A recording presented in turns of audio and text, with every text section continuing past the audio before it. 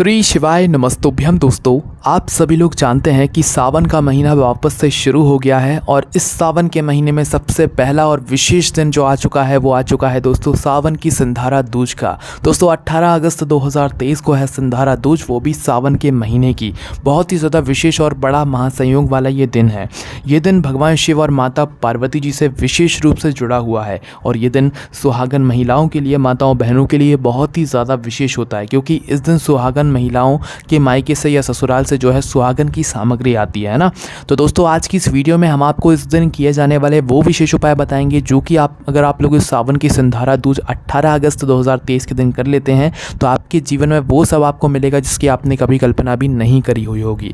तो सबसे पहले उपाय के बारे में बात करते हैं जो कि है दोस्तों 7 लोटे जल वाला उपाय। और यह 7 लोटे जल वाला उपाय आपको जब करना है जब आपकी कोई विशेष मनोकामना है, लंबे समय से आप सोच कर रखे हुए और आपने व्रत कर लिए, उपाय कर लिए, सभी चीज़ें कर ली, पर आपकी वह मनोकामना पूर्ण नहीं हुई है, तो एक बार सावन की सिंधारा दूज के दिन सुहागन माताएं बहनें यह 7 लोटे जल वाला उपाय करके देख लेना। आप खुद कहोगे कि हाँ, इस उपाय को करने से हमें बहुत बड़ा और विशेष फल यहाँ पर देखने के लिए मिला हुआ है। ठीक है, तो इस उपाय में करना क्या है वो आप लोग ध्यान से सुनो। सबसे पहली चीज़, इस उपाय को आपको प्रातःकाल सुबह सुबह भगवान शिव जी के मंदिर में जाकर करना है। प्रातःकाल सुबह सुबह शुद्ध होकर स्नान करके शुद्ध वस्त्र पहनकर आपको क्या करना है कि एक बेलपत्री, कितनी, मात्र एक बेलपत्री अपने साथ में रखना है और 7 लोटा जल रखना है। कितना? 7 लोटा जल। अब आप कहोगे 7 लोटा जल हम एक साथ कैसे रख लेंगे?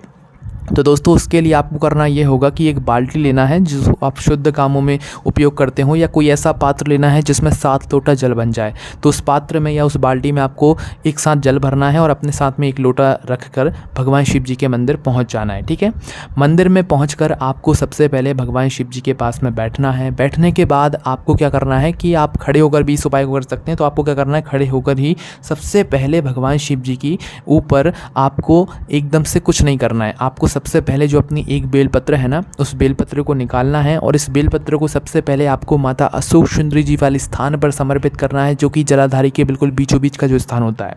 और इस स्थान पर जब आप इस बेलपत्र को समर्पित करेंगे तो इस बेलपत्र की डंडी का मुख जलाधारी की तरफ होना चाहिए, जहाँ से जल बहता हुआ जाता है और जलाधारी से नीचे करता है। ठीक है, तो इस तरफ करके आपको इस डंडी का मुख करके इस जलाधारी पर आपको बीचों बीच समर्पित कर देना है माता अशोक सुंदरी जी वाले स्थान पर। कुछ सेकंड तक जो है आपको इस बेलपत्र को वहीं पर समर्पित रहने देना है।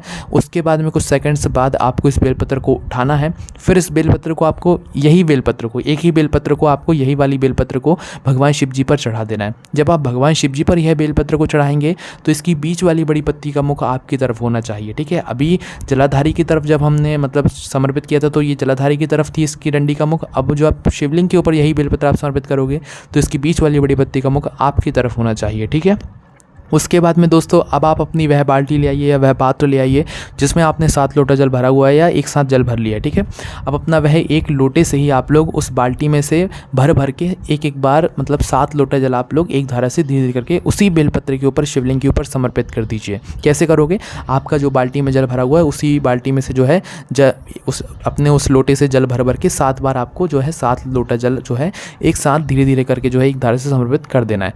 जैसे ही आपका 7 लोटा जल समर्पित हो जाए, आपने जो बेलपत्र भगवान शिव जी पर चढ़ाई है अभी, उस बेलपत्र को उठा लो। भगवान शिव जी से मनोकामना करके आशीर्वाद लेकर इस बेलपत्र को उठाकर सीधा अपने घर ले आओ। घर लाने के बाद दोस्तों करना आपको ये है कि इस बेलपत्र को आपको क्या करना है कि अपने घर में किसी भी शुद्ध वाले स्थान पर रख देना, भगवान वाले स्थान पर रख दो या किसी भी अच्छे स्थान पर रख दो। वहाँ पर रखने के बाद इस बेलपत्र को आपको 11 दिन रखना है या तो 21 दिन रखना है। विशेष मनोकामना, विषम परिस्थिति वाली मनोकामना है तो आप ये उपाय करना। ठीक है, तो 11 दिन या 21 दिन जब आप इस बेलपत्र को अपने घर पर रख लो, उसके बाद में इस बेलपत्र को उठाना है। किसी भी बहते हुए जल में, किसी भी नदी में, बहती हुई नदी में आपको इस बेलपत्र को विसर्जित कर देना है, अपनी मनोकामना को दिल से भगवान शिव जी से, माता पार्वती जी से बोलते हुए। ठीक है, 11वें या 21वें दिन पर, है ना।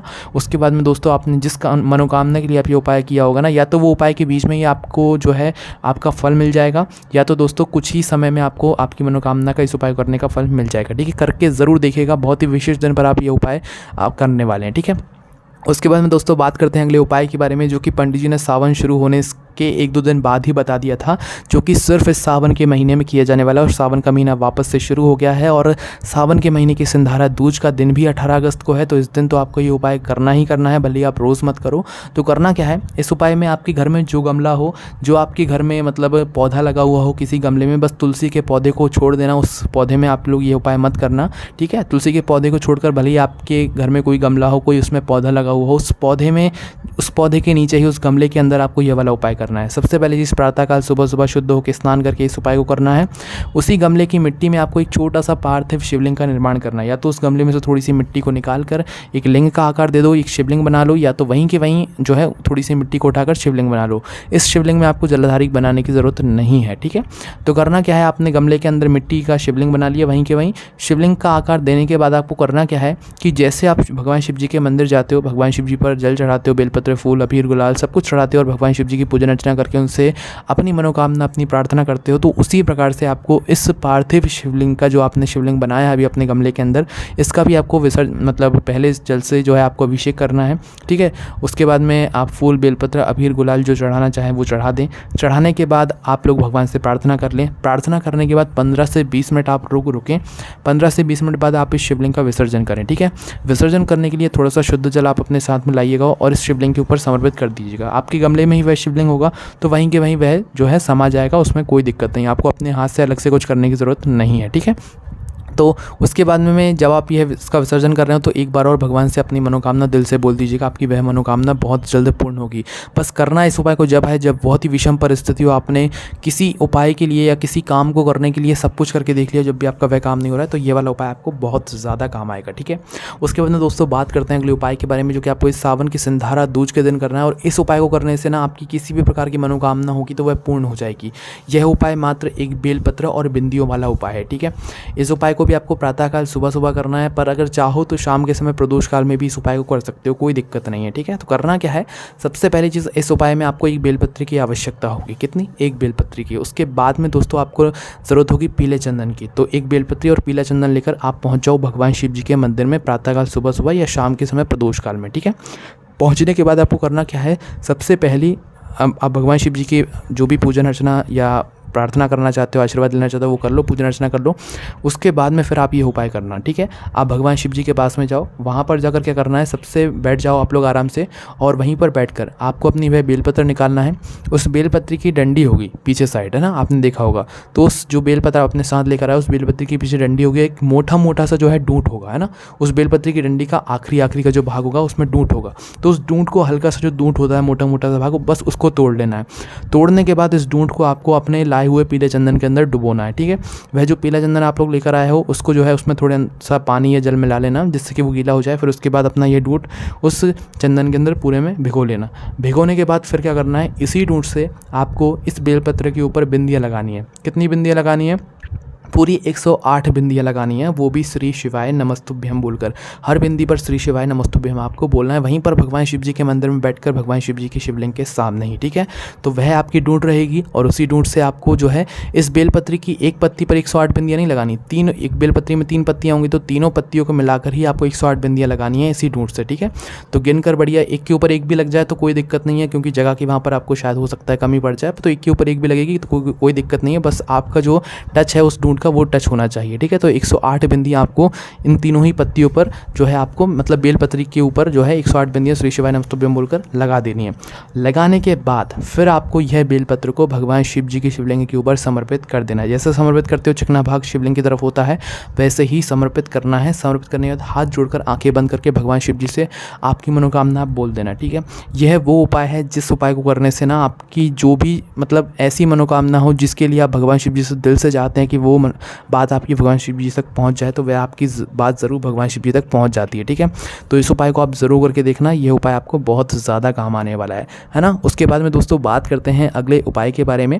दोस्तों यह उपाय आपको जब करना है जब आपके जीवन में बहुत ज़्यादा दुख कष्ट चल रहे हैं और आप अपनी परिस्थितियों से, आप अपने दुख और कष्टों से बहुत ज़्यादा हताश हो गए और आप हार रहे हो कि अब हमसे सहन नहीं हो पाएगा, तो एक बार यह उपाय इस सावन की जो है सिंधारा दूज के दिन ज़रूर करके देख लेना। अब इस उपाय में आपको क्या करना है वो आप लोग ध्यान से सुनो। देखिए ये उपाय बहुत ही ज़्यादा विशेष है, आपकी जीवन से दुख और कष्टों को दूर कर देगा। इस उपाय में आपको ज़रूरत होगी 5 बेलपत्री की। कितनी बेलपत्री की? मात्र 5 बेलपत्री की आपको इस उपाय में आवश्यकता होगी। उसके बाद में दोस्तों 1 लोटा जल, कितना? 1 लोटा जल, और एक पात्र में या एक छोटा सा गिलास या गिलसिया जो होती है उसके अंदर आपको शुद्ध देसी गाय का दूध रखना है, ठीक है, भर लेना है, फुल गिलास है ना। तो उसके बाद में 5 बेलपत्री, 1 लोटा जल और 1 गिलास में आपको शुद्ध देसी गाय का दूध भर लेना है, ठीक है। ये उपाय जो आपके जीवन से दुख और कष्टों को दूर कर देगा।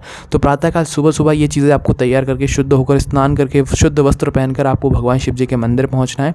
मंदिर पहुंचने के बाद सबसे पहले आपको क्या करना है कि वहीं पर खड़े होकर ही भगवान शिव जी के शिवलिंग के ऊपर सबसे पहला काम आपका ये रहेगा कि ये जो 5 बेलपत्र अपने साथ लेकर आए हैं इनको अपने हाथ में ही पाँचों को एक साथ जमा लो। ऐसा नहीं कि एक करके आप चढ़ाओगे, 5 बेलपत्री को एक साथ चढ़ा लो और श्री शिवाय नमस्तुभ्यं बोलकर आप इन 5 बेलपत्रियों को एक साथ भगवान शिव जी पर समर्पित कर दो, ठीक है। पहला काम आपका यही रहेगा। उसके बाद में दोस्तों 5 बेलपत्री को भगवान शिव जी पर चढ़ाने के बाद आपको क्या करना है कि सीधे हाथ में आपका 1 लोटा जल समर्पित करना है और उल्टे हाथ में आपको वह दूध का पात्र समर्पित करना है जिसके अंदर आप शुद्ध देसी गाय का दूध भरकर लेकर आए हैं, ठीक है। दोनों पात्रों को एक दूसरे के आमने सामने कर लो जब आप शिवलिंग पर मतलब चढ़ा रहे हो उसको, ठीक है। दोनों को एक साथ चढ़ाना है, इसलिए हम आपको ये दोनों पात्रों को एक एक हाथ में लेने के लिए बोल रहे हैं, ठीक है।